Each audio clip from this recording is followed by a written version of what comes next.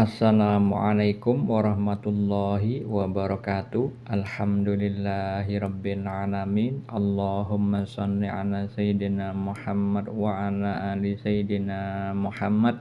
Kali ini saya akan membagikan kisah nyata mimpi yang dialami seorang hamba Allah yang dulunya menjadi seorang mualaf ketika masih kuliah. Sekarang beliau berusia 40 tahun, seorang ibu dari 2 orang anak yang ayahnya sudah meninggal.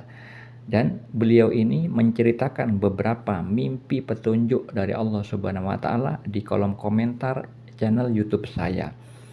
Yang akan saya bagikan kepada Anda semua, saya bagi beberapa bagian karena mimpinya banyak dan pentakwilannya agak panjang-panjang.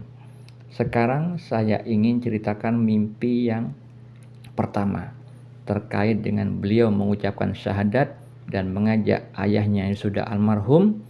Beliau mengalami mimpi. Beliau itu mimpinya mengucapkan syahadat dan meminta ayahnya untuk mengikuti syahadatnya. Di dalam mimpi tersebut, ayahnya dengan sukarela mengucapkan syahadat mengikuti beliau. Lancar di dalam membaca syahadatnya. Tapi ketika di dalam mimpi itu, anaknya yang perempuan ini membaca surat Al-Fatihah dan mengajak ayahnya yang sudah meninggal itu untuk ikut membaca surat Al-Fatihah, namun ayahnya tidak mengikuti beliau, hanya terdiam. Itu mimpi yang dialami saudari kita yang sudah mualaf. Lalu apa makna mimpi atau takwil mimpinya?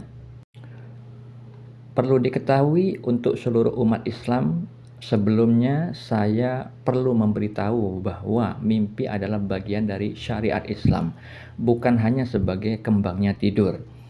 Mimpi yang dialami manusia itu adalah salah satu tanda-tanda kekuasaan Allah, yang mana hal itu Allah firmankan di dalam surat Ar-Rum ayat 23. Allah Ta'ala berfirman, dan di antara tanda-tanda kekuasaannya ialah tidurmu di waktu malam dan siang hari. Di dalam surat Az-Zumar ayat 42 Allah Ta'ala berfirman, Allah memegang nyawa seseorang pada saat kematiannya dan nyawa seseorang yang belum mati ketika dia tidur.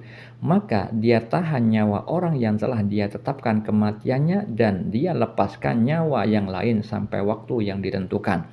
Sungguh pada yang demikian itu terdapat tanda-tanda kebesaran Allah bagi kaum yang berpikir. Dalil mimpi juga banyak terdapat di dalam Sahih Al-Bukhari dan juga Sahih Muslim. Beberapa di antaranya Nabi Muhammad SAW bersabda di dalam Sahih Al-Bukhari, mimpi seorang mukmin adalah satu dari 46 bagian kenabian. Di dalam hadis riwayat Ibnu Majah, beliau bersabda, mimpi seorang muslim yang saleh adalah satu dari 46 bagian kenabian. Di dalam Sahih Muslim, beliau bersabda membagi mimpi menjadi 3. Mimpi kabar gembira, mimpi yang baik itu datangnya dari Allah. Mimpi yang menyedihkan datangnya dari setan, dan mimpi yang terjadi karena pikiran di saat terjaga. Di dalam Al-Quran, contoh mimpi banyak disebutkan di dalam surat Yusuf, yaitu tentang takdir. Dan di dalam surat As-Saffat, surat Al-Anfal, dan juga Al-Fat juga adalah mimpi yang dialami Nabi Ibrahim alaihissalam dan mimpi yang dialami Nabi Muhammad SAW. Anda bisa baca dalil mimpi yang lain pada deskripsi di video ini. Lalu apa makna mimpi atau takwil mimpi yang dialami saudari kita itu? Mimpi mengucapkan syahadat.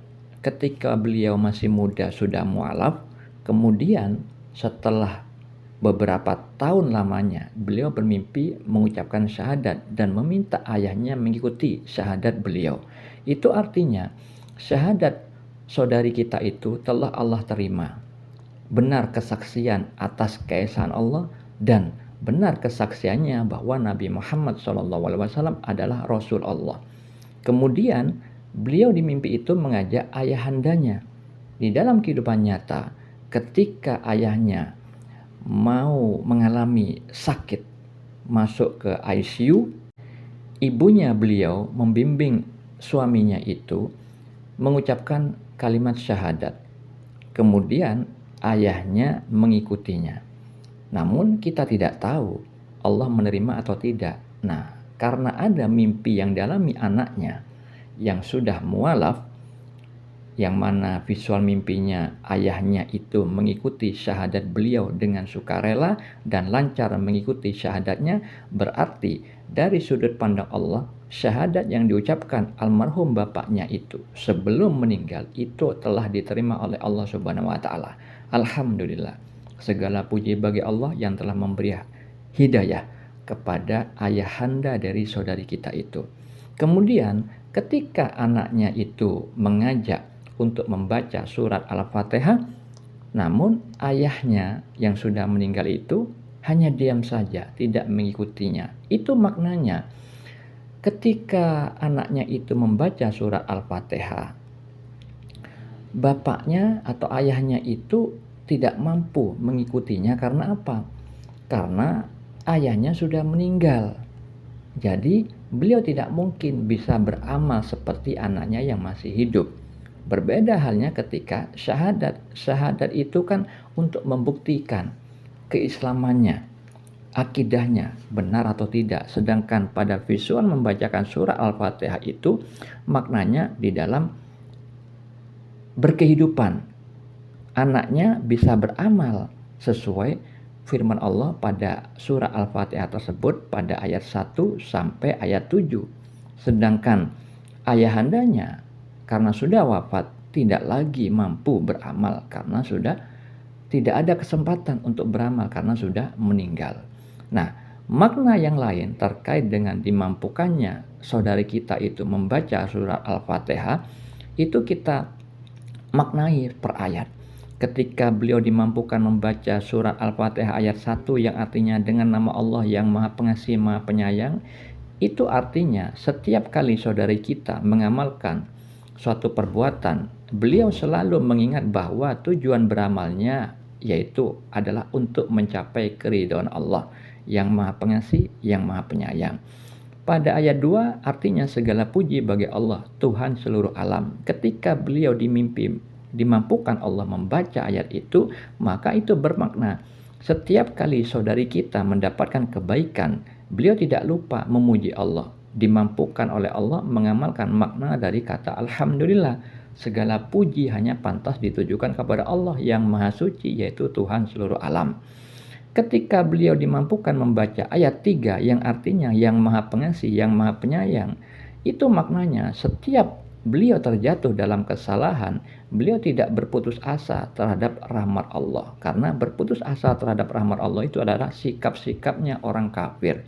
Ketika beliau membaca ayat 4 yang artinya pemilik hari pembalasan, itu maknanya beliau takut kepada Allah, yang mana sifat takut itu adalah sifatnya orang-orang yang bertakwa kepada Allah, sebagaimana Nabi Muhammad SAW orang yang paling bertakwa dan yang paling takut kepada Allah Subhanahu wa taala.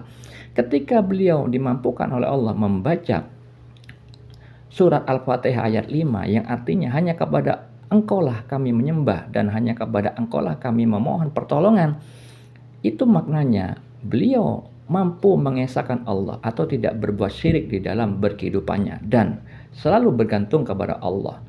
Ketika beliau dimampukan membaca ayat 6 yang artinya tunjukilah kami jalan yang lurus, itu artinya beliau adalah orang yang tawaduk, rendah hati, mau menerima nasihat kebaikan, tidak menyombongkan diri dari kebenaran. Ketika beliau dimampukan membaca ayat ke-7 yang artinya yaitu jalan orang-orang yang telah Engkau beri nikmat kepadanya, bukan jalan mereka yang dimurkai dan bukan pula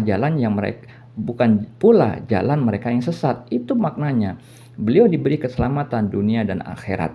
Tidak mudah terombang-ambing dalam kesesatan karena mengetahui mana hak, mana batil, yang mana itu karunia dari Allah Subhanahu wa taala sebagai perlindungan dari dirinya. Sebagai perlindungan bagi dirinya oleh Allah Subhanahu wa taala. Itulah